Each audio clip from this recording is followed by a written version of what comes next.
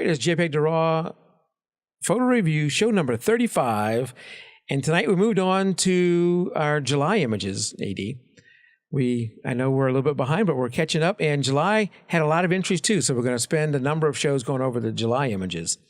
Before we get started with that, let's go over how do you enter. And go over to jpegtoraw.com/contest. And over there you can enter the beginner or the regular group through the website. But the theme for September of this month is open again. I think we're probably going to finish off this year with open because we only have September, October, November, and then December is the best of the year. So we'll probably finish off this year with open themes, and then maybe we'll talk about something in the new year in 2019. So you can enter right here through the website. Or the easiest way is to go to the Facebook pages, Facebook groups, and the links to those are right here down below that in the Facebook group and the beginner group. Or you can just go over to Facebook and search for JPEG to RAW, and you'll find those two groups. That's the easiest way to enter.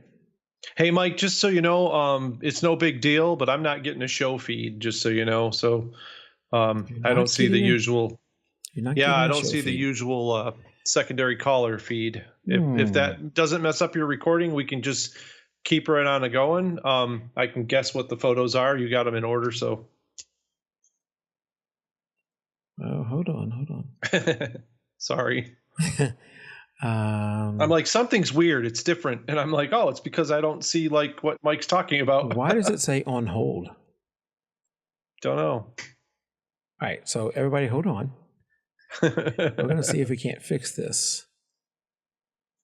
Yeah, I don't have, normally I have a secondary feed from you, but it's not. Yeah, and it's just a blank spot right now. On my thing, it says it's coming, but oh no. All right, I'm still knocking on wood for you, man. I'm still knocking on wood. We're gonna call that guy again. Add him to this call. All right. Hey, there he is. Hey, Nancy, how you doing? I see you out there. All right, you getting it now? I'm going to click on you and see if I get it. Let's see if I drag it down there, drag that up there. Yes. Okay. I see it. We're hopefully good to go. Effectively tripling our bandwidth now. But still holding together for right now. Nice. Okay, so now we're going to head into the beginners group for the. Let's get it back over to here. We're going to head into the beginners group for the first image in this review. Yes, I got to get ready though. All right. So first up is this image from Daniel Sandberg. Let me get his name. Daniel Sandberg. There we go. Daniel Sandberg, and he says he's experimenting with ink and water, which is that's really cool to be experimenting. I've done the droplets into water. Have you done that? I'm sure you've done that, AD. Yeah, that's I love doing this sort of thing. Yeah. I think we've talked about it before. During the I'm just shutting off a bunch of my stuff here too, Mike. Sorry. That's all right. Wow, it's like this is the first time we've ever done this show. What are we, 35 shows in now? Yeah. Come on. All right. 2-3 anyway, years. Yeah, this is something that I know so I've talked about this with several people. Like if I run into a roadblock, and what we're trying to do on this show is we're not trying to tell anybody how to take photos or what's wrong with their photos or any of that. The whole idea of this show is really to inspire you, to maybe give you a new idea so that in your creative journey, you can get by a current roadblock that's keeping you from advancing in what you're doing.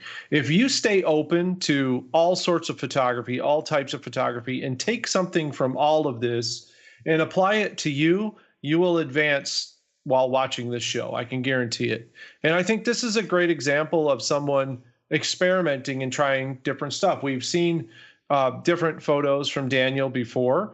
That weren't really in this genre. And I'd like to think that what he's seen on the show has inspired him to play around a little bit and to try some different stuff. I think this is very cool. It gets mega points just for the experimentation, I Yeah. think, alone, right? And I think it's kind of abstract, but it's also kind of like you kind of know what it is because you've seen some of this stuff. So I hope that he's going to continue to experiment and try different things, maybe different colored lights. I know when I was playing around with this, one of the things that I was suggested to add is actually to color the ink with milk because Hmm. it would give you brighter colors and a more different fluidity, or try different mixing it with different things, like mix a little bit with some dish soap and see what that does when you shoot Oh, it in there with an eyedropper. Or try putting it, instead of just dropping it in, try injecting it into the water quickly and then snapping some photos. I got some really interesting bubbles with the ink coming through it and looked like a galaxy when I was done with it. But you couldn't, you couldn't really tell how I took the shot. So I think this is like, he's experimenting and it's a little abstract. He's got some beautiful colors and lights. I think that's where it really shines here. So keep going with this, Daniel. This is definitely cool stuff to play with. So, and a lot of times, we can't get out to shoot our regular thing, right? And this just shows that he wants to improve. Like, he mhm. doesn't need really us to push him. He's trying different things on his own. That's when you know that you're really, the photography is really what you want to do. And I used to tell my students in the Arcanum that, they would come up to me and be like, well, aren't you going to motivate me or push me to do things? I'm like, well, yeah, no, because you got to want to do this. You got to want to try different things and come to me and say, I don't know, what to do next. I want to do some of this and do some of that. And then we can have an encouraging talk about that. So it's good to see this motivation in folks that bring us like a landscape photo and then they go in a completely different direction. And I think that's very cool to see. So hopefully, Daniel, keep up with this and keep submitting. And I'd like to see more of this kind of stuff. So Yeah, motivation is something that a lot of it's going to have to come from yourself. I yeah, oh think. yeah, I think absolutely. if you're constantly looking for somebody else to give you motivation, you're always going to be waiting for the next person to give you that motivation. So if you can find it within yourself, that's a good thing. If you've never shot, water drops like he's doing here, I've done it before. This is where he's injected it, and I guess he's taking it from the side. Mm-hmm. I've done them before where you're dropping something into it and getting the splashes coming up out of the water, Yep. and you're hitting it with your flash to stop the motion. That's Yep. really cool. And it's a lot of fun. And, you can sit there for hours doing that and taking a shot and doing it and getting different, similar type columns of water coming up. But, Right. each one is like, I guess it's like a fingerprint. Each one is different. And it's really cool to play with that. And what he's doing here is the next level where you're injecting it into the water. Yeah, and if anybody wants to try this, like, you can go down to the local used, pawn shop or whatever, and buy yourself a 10-gallon fish tank.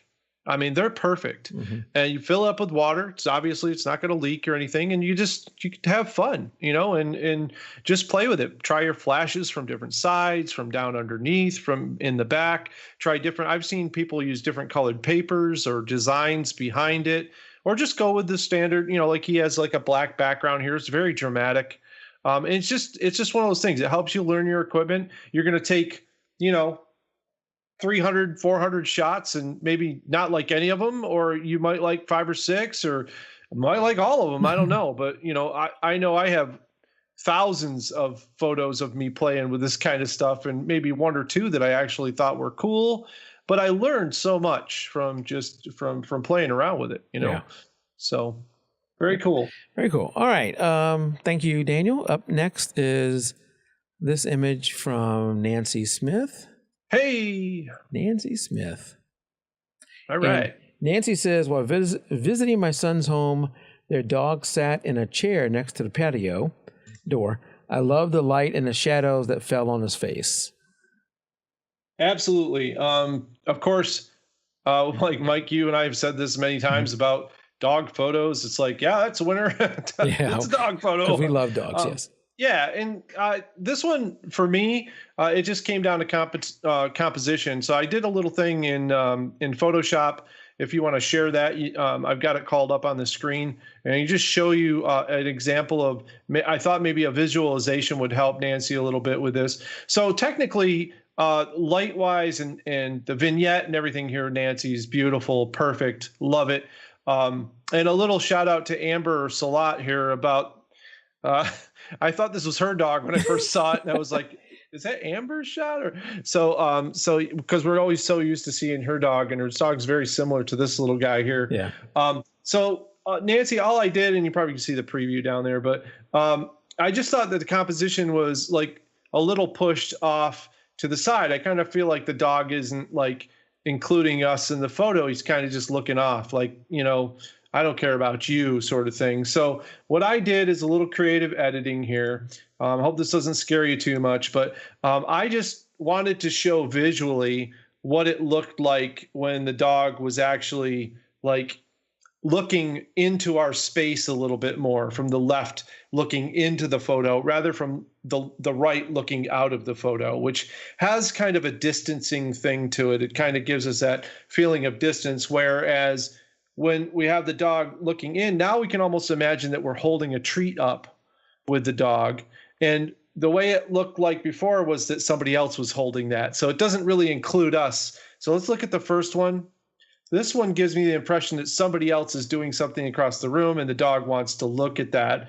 But with the dog on this side, it gives me the impression that I might be getting the dog's attention with a treat or something. And I just feel it kind of includes us in the image a little bit more. So think about that in your composition. If the animal, the person, the subject is looking towards that direction, put your negative space on that direction so it supports your subject a little bit more. But I mean, other than that, I mean, the focus is beautiful. The light is amazing. And I like the black and white and the vignette to kind of draw your eye in as well. So I just wanted to give that little demonstration because I thought it was a good image to kind of show that with, Mike. So that's all I had on that. Excellent. And, very nice. Yeah. And I that's the one thing I had about this image show. I love the dog. I love the look on the dog and the light coming in. Absolutely. That way also, but I had the same thing, is that he's looking to the wrong side. So moving him over really made that, a much more powerful image, I think.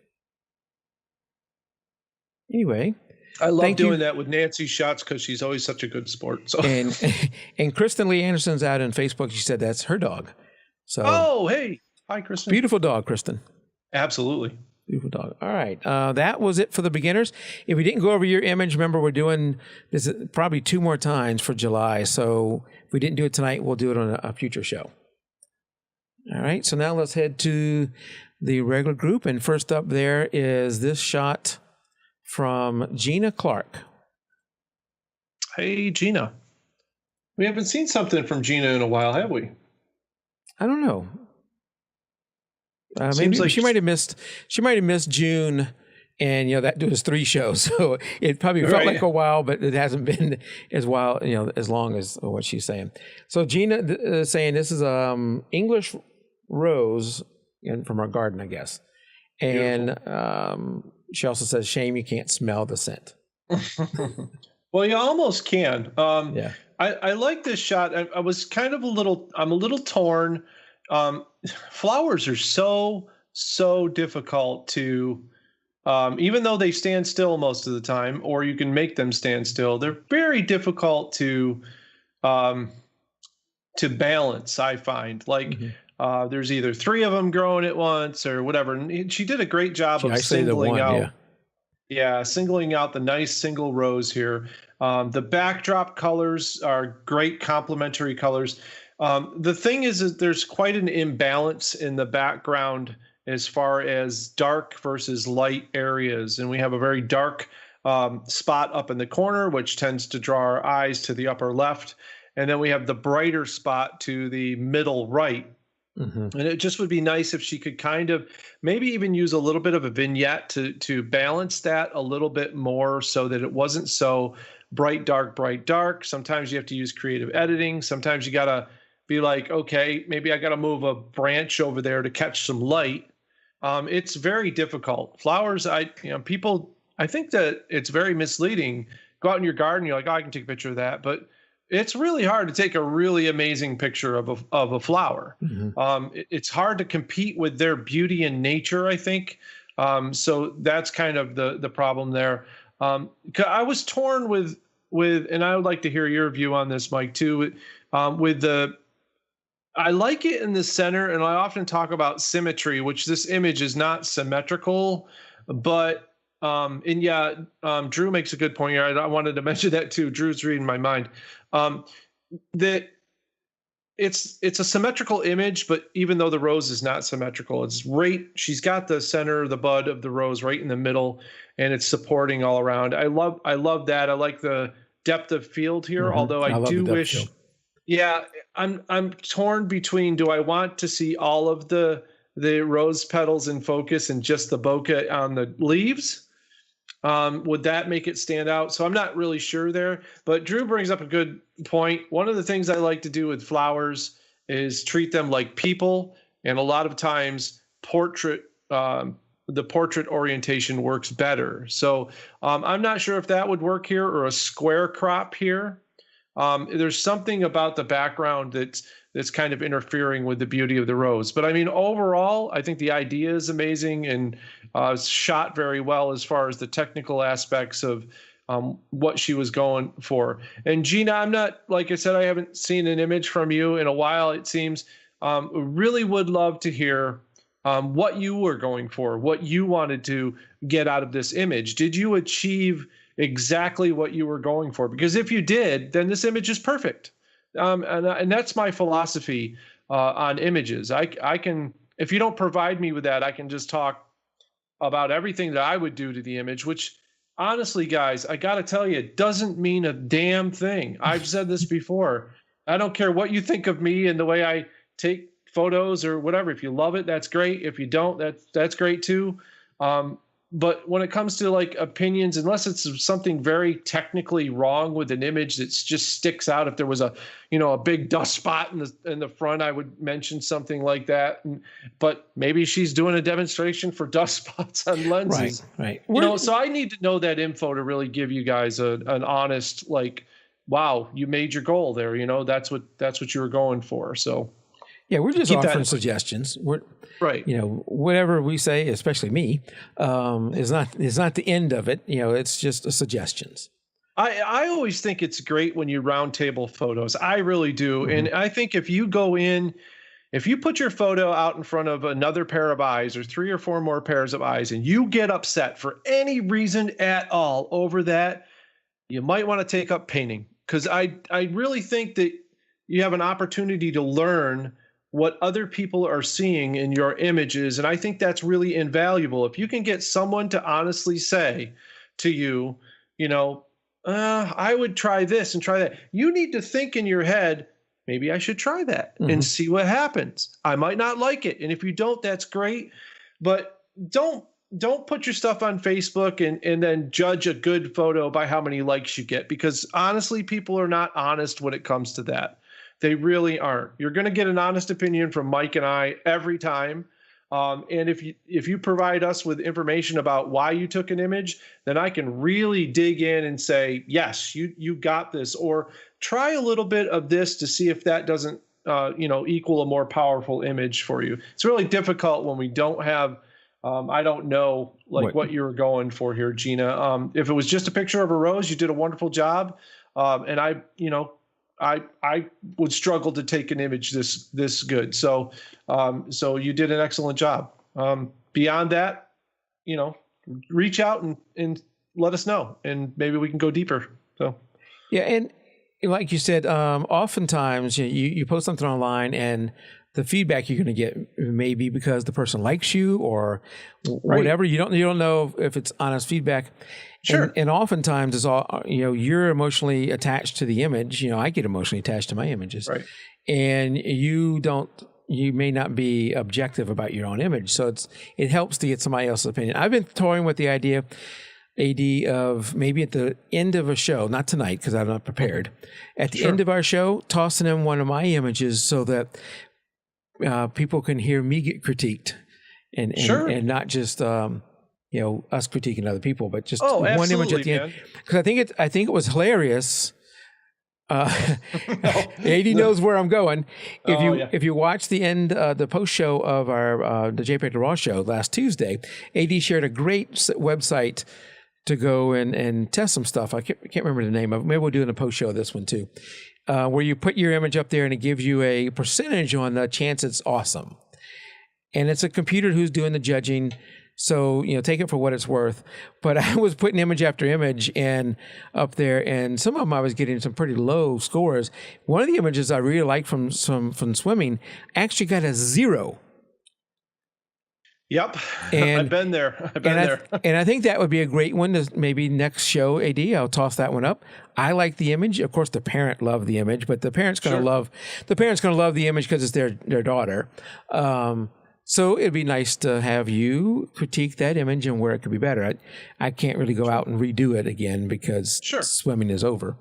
Maybe we can talk about what the program sees and how much of a grain of salt that you can take some of, like, was it like originally it's a machine learning system that's designed to use a neural net and AI to essentially grade stock images so that a company can basically use this AI to pick out better quality stock images from the giant ocean of crappy images that are out there. Mm-hmm. So what it's doing really, its criteria really is stock images first. But I think that because it's a neural net and it's had so many submissions that they opened it up to allow people to really see how the neural net looks at photos and what it's looking for. So maybe we can pick that apart a little bit as well, and talk about that, because I put in images that I've been very happy with, that I've sold to folks, and not just one or two, but I've sold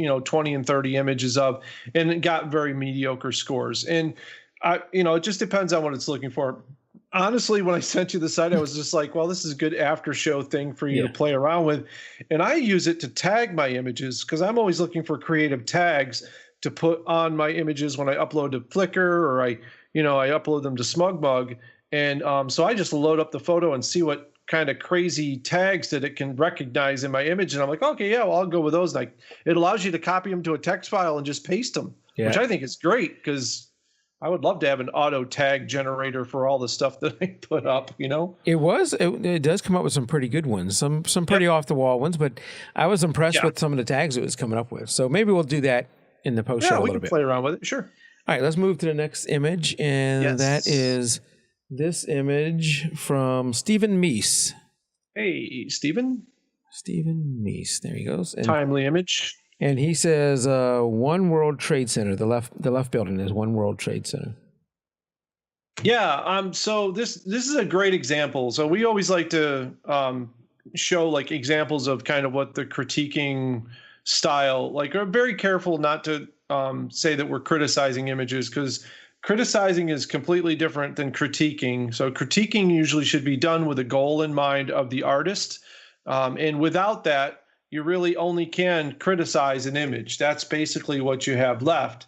While I try to be as pleasant as possible as I can be, and Mike knows that I strive really hard to, like, I explain to folks that I'm, just trying to help, that I'm not out to decimate anybody's creativity by any means. And I'm not the person to do that. You can go watch like Frono's photo if you want to be decimated, I guess. But so for me, it's like I look at the image and I'm like, yeah, that's One World Trade Center, and it's very significant this time of year always. Yeah. I'm not sure what he was going for, because we're not in kind of like the brutal architecture world yet. That usually entails steep angles and very minimal subject matter. Here we have two buildings, and we also have part of a canopy from another building kind of in the image. So it's difficult for me to go further on this image. I like the colors that are represented here. Normally, a lot of architecture is black and white, and it's good to see something in color. So you had a little bit of color in the sky, which was cool. But I'm not sure what Stephen. I don't know Stephen, and I'm not sure what he was going for. So I don't know if he's out in Facebook or if he's in YouTube. I will tell you guys something very important. I'm not on Facebook. But if you watch the video after the effect, so Stephen, if you're watching this after we broadcast, if you're not around tonight, put down in the comments to the YouTube video that Mike posts. You can talk to me right there, and I monitor those. So I can jump in there and answer your questions, so I can better help you reach what you're going for. I don't see anything that sticks out to me apparently in this shot that really screams at me, this is what you're going for. So if I can usually latch onto that, then I can run with that. But I don't want to make any assumptions. So that's kind of where we at. And yeah, and Gary, that's a good point. Gary brings up there's a lot of triangles going on. There's a lot of stuff going on here, but for me to assume and just say, well, you shouldn't have that in the photo, and you shouldn't do this, and you shouldn't do that. That's just me, in my opinion. And maybe you were trying something here, and you're not sure what worked and what didn't. If I know that information, then I can be like, all right, let's focus on that. We don't need to focus on, noise levels in the camera or whatever. And so if you're out there at some point, Stephen, please let me know, and I'll do my best to answer your questions possible. It's just tough for me to really go anywhere with it. So yeah.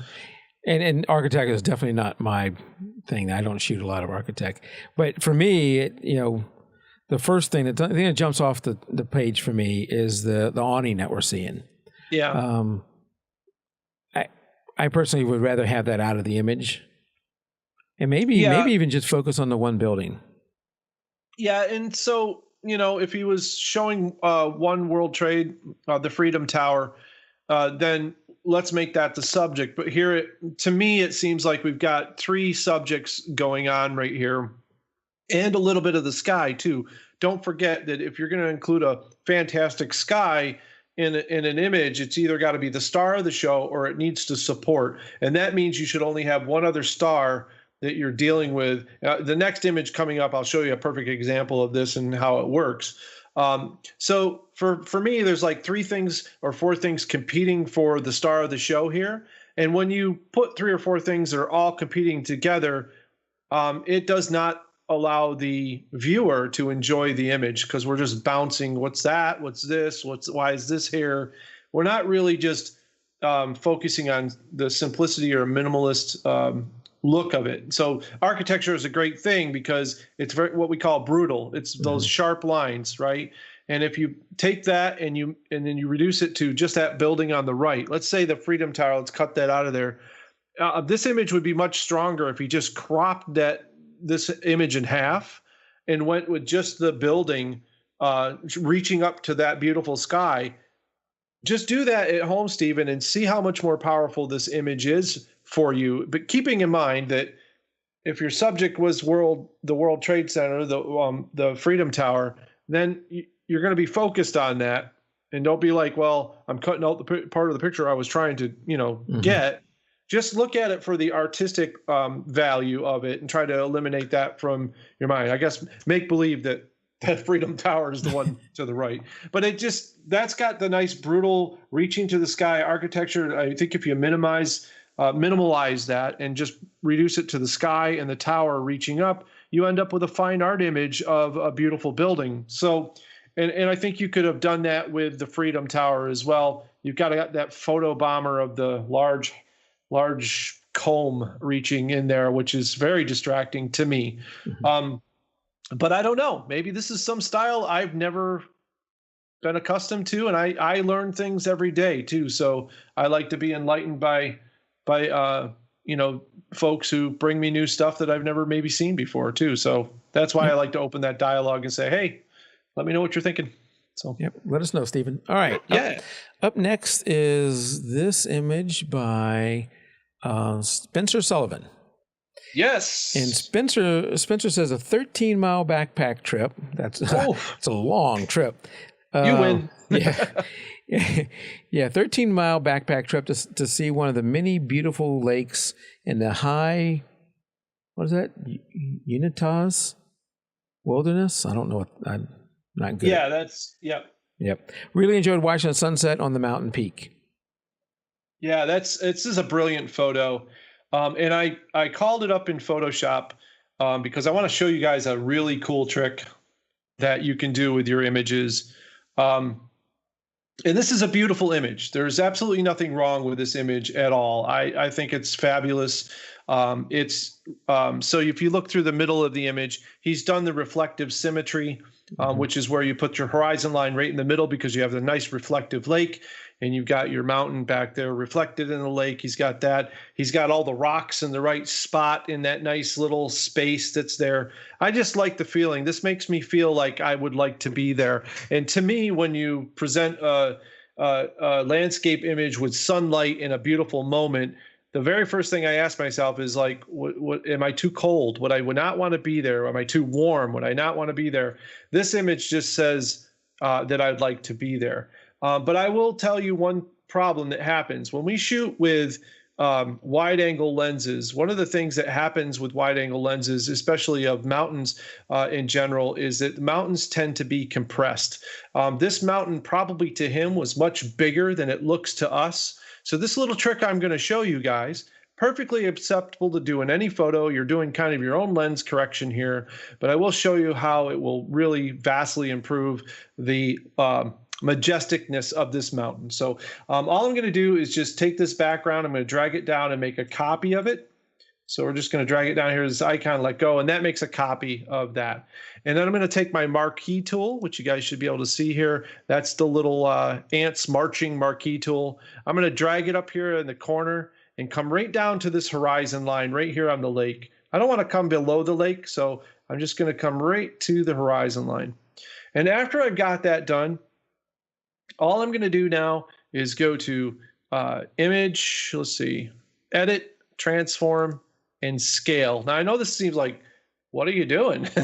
So one of the things that happens is that when you shoot an image with a longer lens, things tend to have a more of a height to them. And when you use a wide angle lens, they tend to squash down. So what I like to do with a lot of my mountain images that I have is I will do this trick to make the mountain seem more like it was when I was there. And all I'm going to do is take this mountain and I'm going to stretch it up just a little bit. Now, the thing that's amazing here is that when I hit, I'm going to hit Control D to deselect that now. There is no edit line. You won't see where I've done that to the image because of the way that I did it.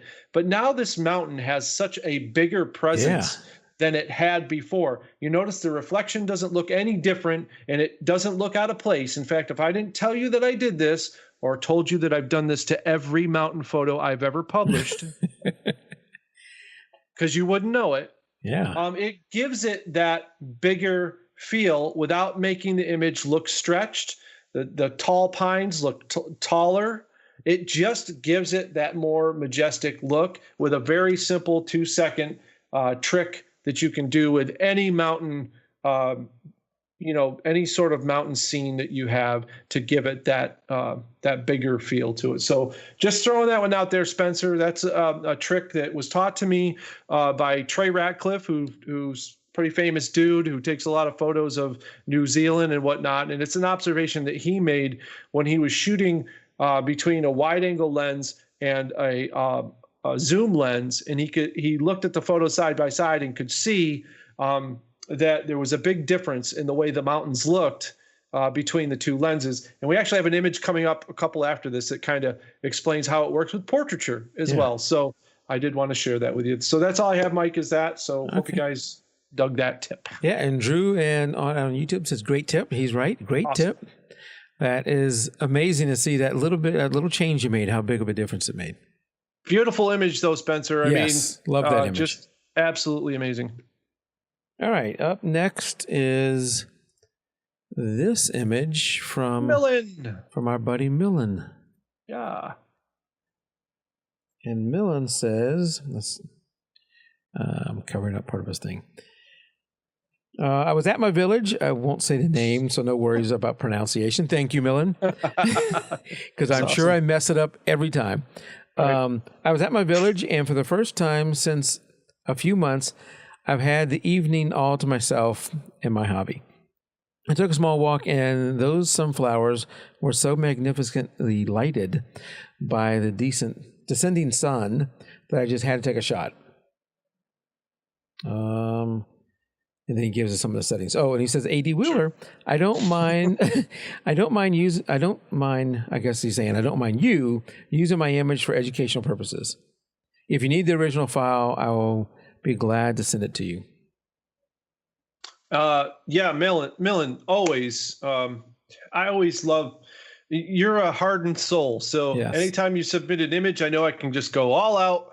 And you just suck it up like a big sponge. And he runs every time we do one of his images. He just runs with it, and he just gets better and better and better. This is fantastic image. I really like it a lot. Millen, as usual, I'll be tough on you, as tough as I can be. I probably would have tried to either make the tree on the left a feature or removed it from the composition.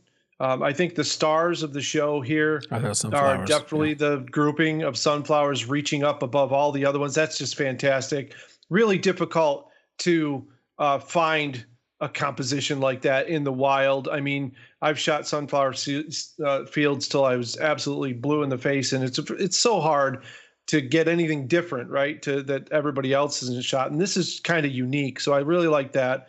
The tree's kind of a photo bomber from the left. I like the interest of the fields continuing in the background. So I think I would have moved a little bit to the left here.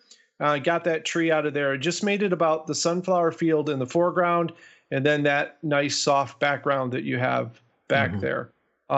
With that said, if you wanted to lighten the tree a little bit, that might take a little bit of the contrast out. So using like an adjustment brush and lightening that a little bit may make it not such a, grab your attention. But if you look away, or even when I'm out of my peripheral vision as I'm seeing the other screen here that Mike is showing back to me, the tree is demanding my vision. That tree is the dark spot, and it's really calling me to look that way. And we don't want to look that way. We want to look at those flowers and the sun behind those flowers, and everything else is kind of, you notice how like all the flowers along to the left, and there's some beautiful light going on in the stems. I mean, he nailed the moment, right?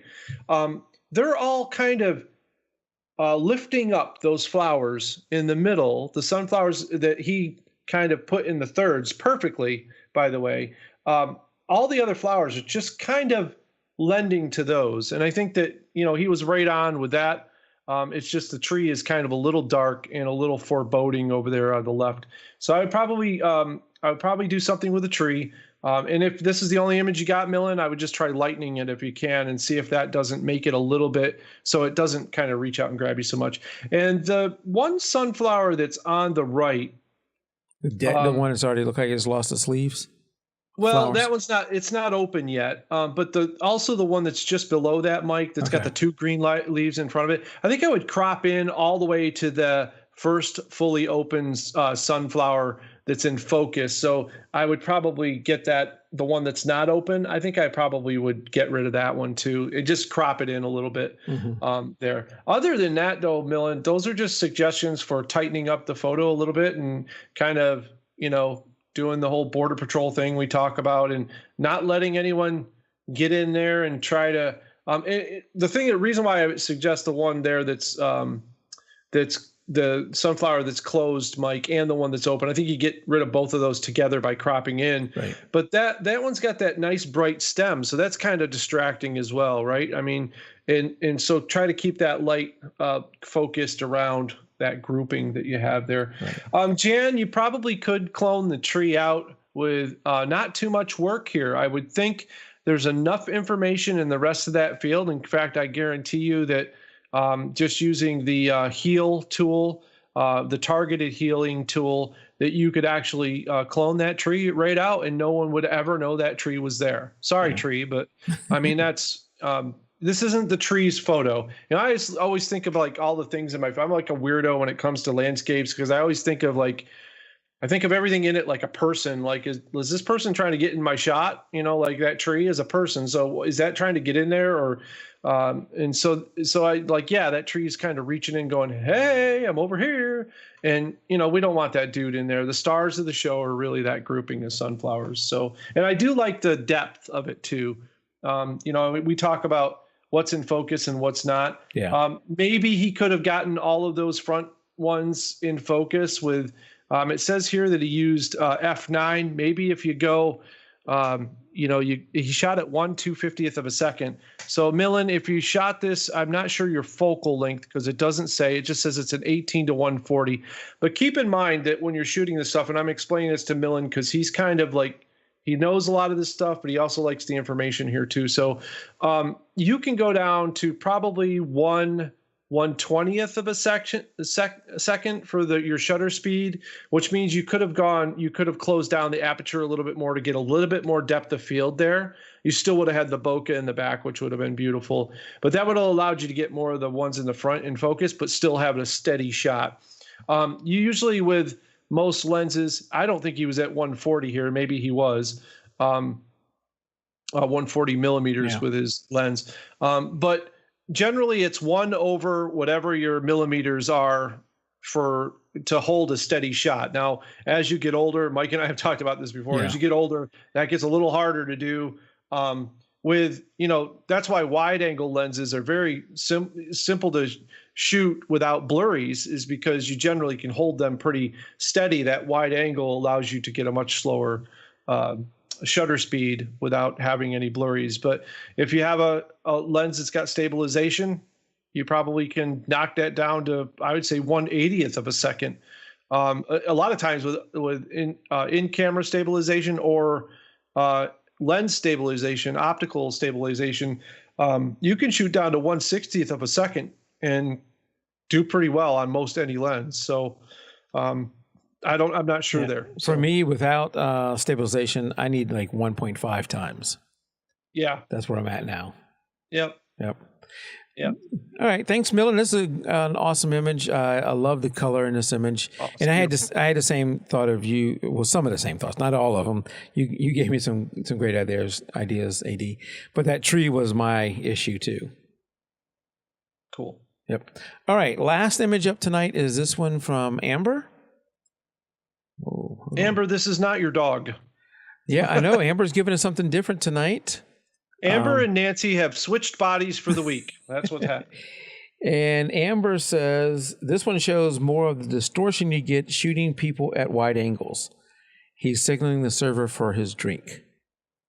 Yeah, Mike, you shoot you shoot portraits quite a bit, yes? Some. I do more sports, which I guess involves some portraits. Right. Yeah. And have you ever done the thing with shooting with a wide angle for people versus shooting like an 85 or because portraits with an 85 millimeter lens is pretty much right in the zone for most people. Right. I mean, that's why it's such a popular lens. It's not just because it's a 2.8 or whatever, but it really makes the body form look like proper. It doesn't stretch things out, doesn't flatten things out, it doesn't squish things. There's a website, and when we're done here, I'm going to see if I can find it. I found it the other day that you can actually look at something and change that the focal length, and it'll show you what it does to the photo, the person you're shooting, as you're changing the focal length. Which is pretty amazing. Yeah. But it's quite it's quite the difference. I think it's a cool photo though. I like this photo. It's a good moment. I don't know if he posed for it or just she just shot it like casual. I'm sitting here and going to shoot this or what.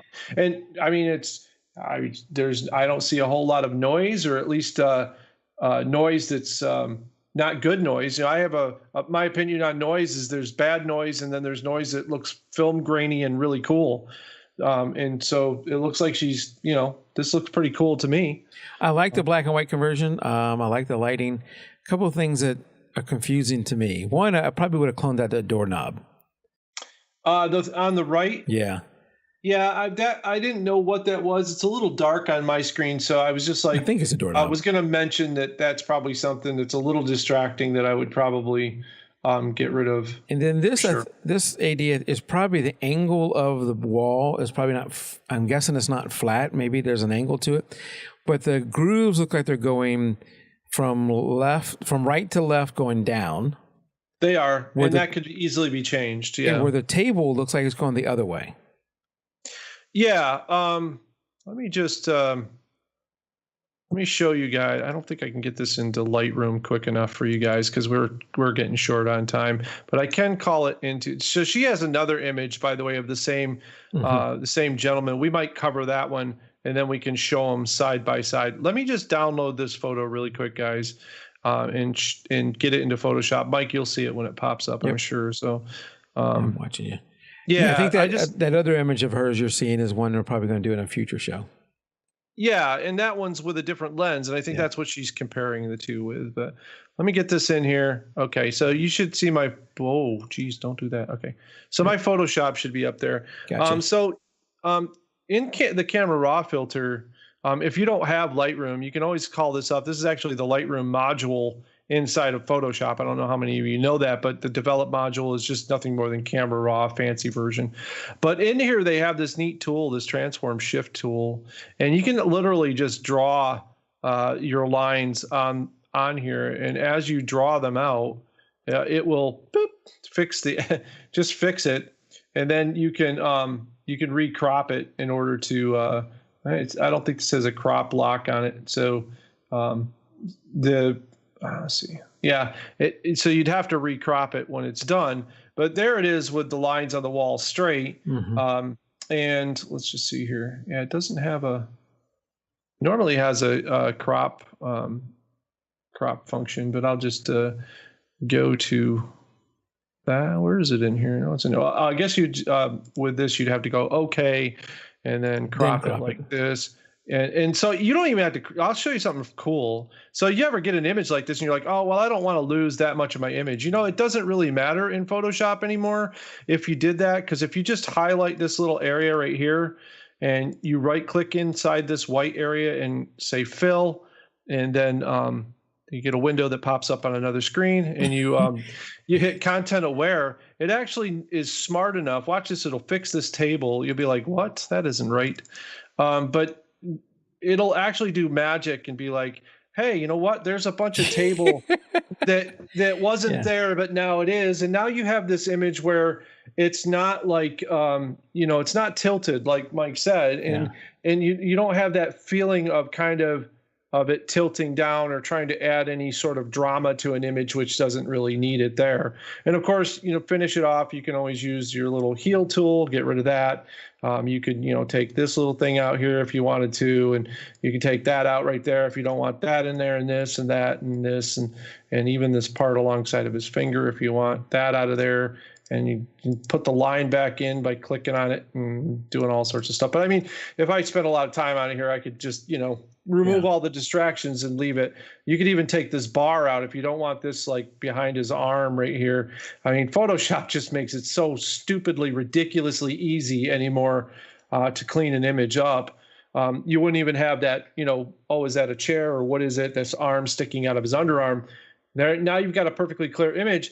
And what did we reduce this to? We reduced it to him sitting at a table without any distractions. It's just about him and the nice wood background. So we took out all of those things that might be competing with him in the image. And I just go around like these little spots of cleaning. This is part of me. I don't want to clean it up too much because it's got some rustic look to it. But a lot of times what I will do is this spot helping, or is it fine without it? It's fine without it. I try not to have little dots of light anywhere. So on the table, all those dots of light, I just clicked on them to remove them. But that's just cleaning up the image for a more studio style image without a whole lot of work. I mean, that was fast. And Amber, I liked the shots, but I really like it with the background with those lines more straight. And that content aware fill just is amazing. Yeah, I mean, it's so ridiculously good anymore that before I crop anything, I'm like, oh, let's try it and see what. Oh, yep. I wouldn't have never known that was ever not that way. So, yeah, it's an excellent image. I do want to commend her on one thing. It's very difficult, and I said this about another image the other night. Great job on no reflections in the glasses, because glasses are notoriously jerkwads when it comes to taking photos. They always want to reflect something in your beautiful photo to screw up the eyes or whatever. She's got a little bit of a reflection here, but it is not a distraction at all on the right eye. it's perfect. So excellent job on capturing image. Very difficult to do with glasses. So. Yeah, because you can definitely see right through those glasses to his eyes. That's really good. And that's exactly what you want. So nice job, Amber. Nice job, Amber. Well, that was the last image for this show. Again, if we didn't go over your image that you submitted in July, we'll be doing it on a future show. Before we head out and before we go on the post show, we're going to go over a few things in post show. So stick around. I want to talk about if you are, I think somebody said they were having some issues earlier with the buffering on their end or whatever. If you didn't catch the whole show, or if you are coming in later or whatever, if you want to subscribe, we are out there on iTunes, video large and small, YouTube, of course, and on Vimeo for at least a little while longer. Vimeo, we don't get much on, so at some point I may just kill that. But right now we're out there too. So subscribe. If you want to get this list, go over to jpeg2raw.com/subscribe, and this list with all the links are over there. Speaking of that, go over to AD's website, theexplorographer.com, and there you can see what he's up to. All the ways to get in touch with AD are over here on his right-hand side of his page. You mentioned you're not on Facebook, but you're still in a lot of places, so this helps you get there. And check out his store. When are you releasing? You got some new stuff coming up, don't you? Yes. So right now we are beta testing. One of the perks that you get as a Patreon subscriber is that you get to beta test my new stuff before anybody gets it, and which means you also get a free copy of it. So you don't even have to go to my store. You get it for free. Mm-hmm. And you can sign up as an affiliate too once you get the stuff and make money off me as well. So I don't know how this Patreon thing works, but I'm just giving money away, Mike. That's how it works. So but I've got a new pack of Lightroom presets coming out. I've got some other really strange things coming out. I've got a materials pack that I'm working on right now that I will share more details on. But what it allows you to do is create your own 3D textures. Scott Norris likes to do this with his images, so I figured I would make a nice little pro pack of different textures that are like high-end metal textures and marble and stones and beaches and grass and all sorts of cool textures that you can put into a 3D modeling program and actually use that to overlay textures into your photos. So it's just, weird tools is what my store is about to help creativity. So I've got a new Lightroom pack coming out that's really I've really worked very hard on. It's really hard making Lightroom presets when you've made like 40 of them, and then you're like, oh, I've got to make another 35 or 40, and you're like, man, how many different looks do I know? Yeah. So I've had to develop a lot of new ones, and I've taken a lot from my photos that I've taken. And I talked about my Twitter project a little bit with you. I have a special Twitter project that's a secret. And if you concentrate real hard on trying to figure it out, you'd be able to figure out what I'm doing on Twitter. But it has to do with my Lightroom presets a little bit. And then it's another secret thing behind that, which when it's all done, I'm going to explain it to everybody and blow their minds of what's happened. So, cool. But yeah, it's an ongoing project, and you can figure it out if it's like a puzzle. I'm doing like a social experiment right now on Twitter. So. And I follow you on Twitter, so I don't know what the thing is, but I see you posting super secret. There. Yeah, and so I am a Patreon of yours out there, and I did see the link. Am I logged in? Yeah, I did see the link that I could download these. I didn't do it yet because I want to download them when I'm going to be able to use them. So I knew I wouldn't be able to use them this afternoon. But yes, I appreciate that. And if you want to become a Patreon of AD's, go over to thecreators.com. Is that it? Yes, the creators.com. Yeah, it's right at the top there. If you scroll back a little bit, I guess. Scroll back on your page. Yeah. Oh no, you were there at the Patreon page. It's right at the top. Yep. Yeah. Thecreators.com. There you go. And you become a Patreon of his for various amounts, and whatever. I think as low as $1. And you get access to everything, and you do, on a semi-regular basis. It changes. every now and then on what day, but you do live streams where we can interact just like you can here with this, but you can interact, give you ideas. Hey, AD, I'd love to see you do this. And then AD will schedule it and do that. And then you can interact and watch him do it. I try and catch all the ones I can. We talked in a pre-show about the Fitbit challenge I was doing. I was doing a part of that challenge, and that challenge made me miss your last one. What was your last one on? The last one that we did, boy, that's a good question. I think it was, I talked about, it's a good question, Mike. I think it's the next one down. It's the next post below that. I'm sorry. It was, hey. This one? Yeah, I was talking about Photoshop and post-processing using color grading and the Adobe Capture app, which allows you to capture palettes and then grade your photos with palettes that you capture from either other images, from landscape photos that you've taken, artwork that you like. Essentially, it's like a designer's dream, because if you're like, say you had a couple of photos that you really liked of your own or of another artist, you could extract those the photo colors and get the paint colors that would complement them to paint your room, or you could process your photos to go alongside those photos to match the color scheme. It's a really cool thing, but that's the kind of stuff that we do. I did want to make it clear, as a patron, you don't get to make me do anything you want on video. It's mostly tutorials. Yes, there is a limit. So yeah, there is a limit. But yeah, it's basically like if you have a business that you want help with, if you have a creative block that you need help with, if you have a program that you need help with, I'm kind of like the answer guy. You log in and you go to our community and you say, hey, like I had Lori Rowland, who's one of my patrons. She she wanted to make a video for, I hope she'll share this with the group. I'm sure she will. She wanted to make a video for her husband selling their machine shop. And she had no idea how to make a professional video to represent and sell this business. So I basically laid out a shoot list for her, and we had a quick discussion, and then we met on Google Hangouts, and I did a tutorial for her privately, assembling this video for her, and then giving her an assignment to go get some B-roll footage and what B-roll footage means and how to put it together in Premiere, and even how to use stabilization in After Effects.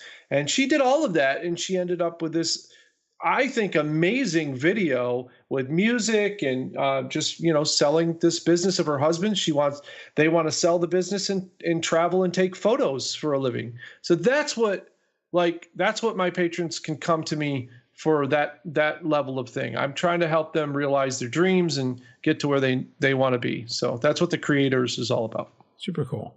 All right. So if you are interested in becoming a patron of his, go over to creators.com, which I think I had that up before, but that's all right. They hear it every week, man. Yes. They're like, let's move on. All right. So yeah, go check that out. I would go check it out even if you're not a Patreon, just check it out and see what is out there, and maybe potentially become one. All right. So until next show, we're going to go ahead and wrap this up, but hang around for post show, because I can see what AD already has set up for us to look at. But until next show, keep shooting, everybody. Good night. Stay creative.